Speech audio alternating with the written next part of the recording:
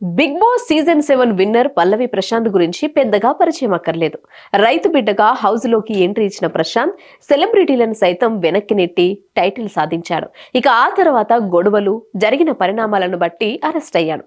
అదలా ఉంటే తాజాగా పల్లవి ప్రశాంత్ గురించి ఓ వార్త వైరల్ గా మారింది. రైతు బిడ్డగా హౌస్ లోకి ఎంట్రీ ఇచ్చిన పల్లవి ప్రశాంత్ తన ఆటతో తన మాటలతో అందరినీ మెప్పించాడు. ఎందరో అభిమానుల్ని సంపాదించుకున్నాడు. అలా తన టాలెంట్ తో సీజన్ విన్నర్ కూడా అయ్యాడు. ఆ తర్వాత అరెస్ట్ అవ్వడం, బెయిల్ పై బయటకు రావడం జరిగింది. అలా వచ్చిన తర్వాత పూర్తిగా సైలెంట్ అయిపోయాడు. తిరిగి యాక్టివ్ అయిన పల్లవి ప్రశాంత్ సోషల్ మీడియాలో సందడి చేస్తున్నాడు. వరుసగా వీడియోలు, రీల్స్ పోస్ట్ చేస్తున్నాడు. అయితే ఈ మధ్య కాస్త డ్రెస్సింగ్ స్టైల్, వాకింగ్ స్టైల్ కూడా మార్చేశాడు. అంతేకాదు పలు సందర్భాల్లో రాజకీయాలపై ఆసక్తి ఉందని పల్లవి ప్రశాంత్ చెప్పాడు. మీ సపోర్ట్ ఉంటే పొలిటికల్ లీడర్ అవుతానని వ్యాఖ్యానించారు. నన్ను సీఎంని చేయండి, రైతుల బాధలు తీరుస్తానంటూ పల్లవి ప్రశాంత్ చేసిన కామెంట్స్ విపరీతంగా ట్రోలింగ్ కు గురయ్యాయి.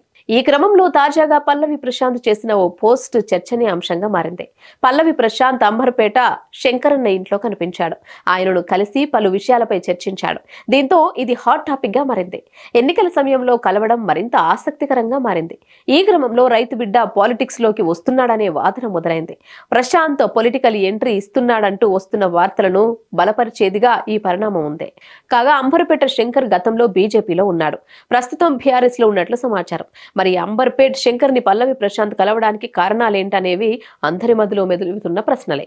పలు అనుమానాలకు కూడా దారితీస్తోంది. త్వరలో పార్లమెంటు ఎన్నికలు కూడా జరగనున్నాయి. అయితే ఇలాంటి టైంలో శంకర్ ని కలవడం ఆసక్తికరంగా మారింది. Hit TV presents like, share, comment. TV వాళ్ళకు కూడా నేను ఒక సర్ప్రైజ్ ఇద్దాం అనుకుంటున్నాను. మీరు మాత్రమే జెస్సీ ఎందుకు అయ్యారు? ఇలాంటి అమ్మాయిలకి పిలవడానికి బాగుంటుంది. చందు సాయికి like you and have a జనాలకి ఒక పేరు నచ్చిందంటే దీనికి ఒక ప్రాసెస్ ఉంటుంది. ఎందుకు బాక్స్ డైరెక్ట్కి వెళ్ళిపోదాం. ఏదైనా ఒకటి మర్చిపోయినావా నువ్వు? ఏం మర్చిపోయావు?